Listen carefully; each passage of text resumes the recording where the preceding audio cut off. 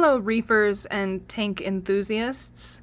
I just kind of wanted to come on here and talk about what I have going on in my small little reef tank here. Well, depending on how you see it, if 10 gallons is small or I see it as small, because everybody says you gotta go big, right?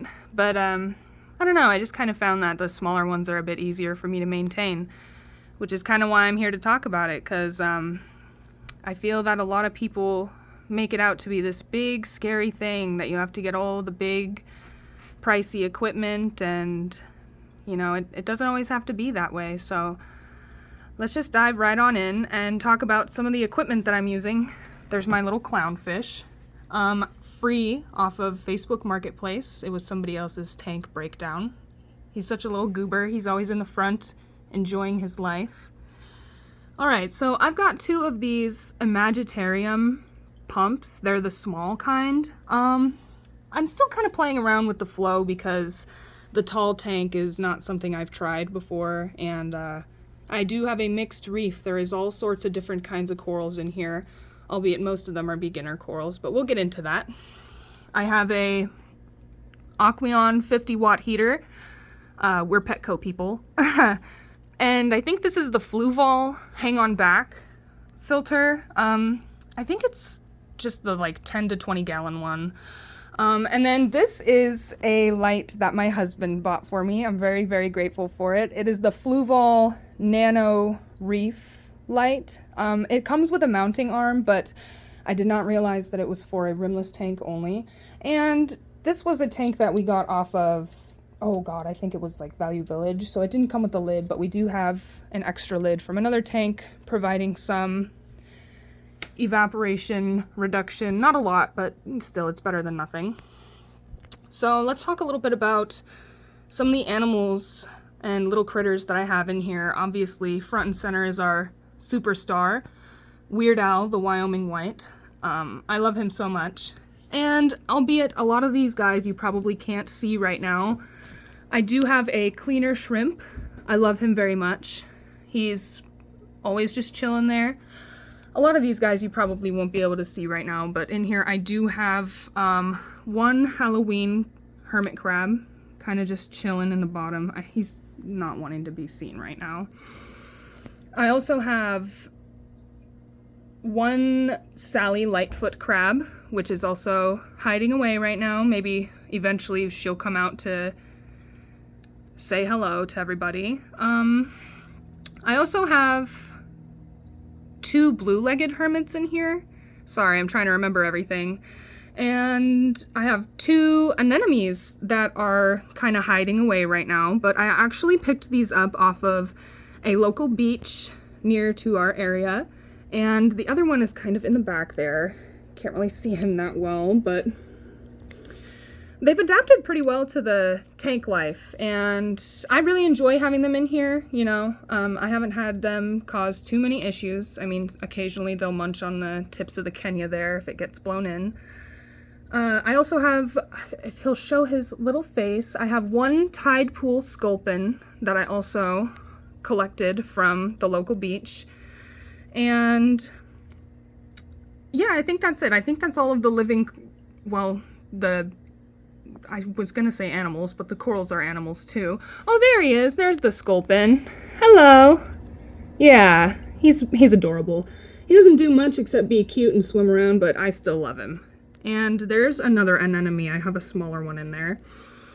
So let's talk a little bit about these corals, because I've been showing them off a little bit. Duncan coral that is growing a new head. You can't really see it that well, but it is growing a new head, which I'm really pleased about. We got that one from Petco. We got most of our corals actually from our local fish store near us, from the bargain section, if you will, the not doing so well coral section. Because, you know, we're trying to save a little bit of money here, and I think it's worked out pretty great. For example, this Goniopora, the local fish store said that it hadn't opened up in weeks, but it hadn't died yet, and it seems to be doing slightly better. I can't remember if this one was free, or if they had discounted the price even lower than it already was, but yeah, that's just part of the game, you know, trying to find your little deals here and there. Of course, I've got the classic GSP. We've definitely killed our fair share of those by accident, but also part of the game. It's funny because a lot of people will say, oh, it's unkillable, but you haven't seen us, I guess. We have some macroalgae as well. We have I think it's the longleaf caulerpa. I'm not exactly sure what that is, but local fish store. I got a spaghetti worm down here too. He's really cool. We picked that up as a hitchhiker. You can see his little tentacles. He is really good at cleaning up the leftover food and detritus from my sand bed, so I really appreciate having him around. Let's see here. The Mexican feather caulerpa is doing really well, and the grapes back there are doing really well as well, the grape caulerpa. And then moving on, we have my beloved, my frog spawn. I have been wanting one for so long. I picked up a discount one a couple of weeks ago, and it did not do very well. Needless to say, it perished, and I've since replaced it, and I am very, very happy. Now, we have the waving hand Anthelia, I think. This was one of our first corals that we got, and believe it or not, we almost killed that as well. Sorry about the camera shaking as well. I'm trying to be stable here. Next up, we've got some Kenya trees in the back. Standard Kenyas, nothing special about them, but they're doing well. I think those are pipe organs. Those are growing really quickly for me. I've had a lot of success with them. Glowing pipe organ coral. It glows pink, and I think it's really cute. And there's one of the hermits in there as well, chilling. And then the clump of GSP back there, which I was really happy that it did not die, because that to me was a sign that I was doing something right finally. This huge frag of Gorg, it's Grub's Gorgonian, I believe, and we got it off of Facebook Marketplace for, I think it was $5. It was a really good deal.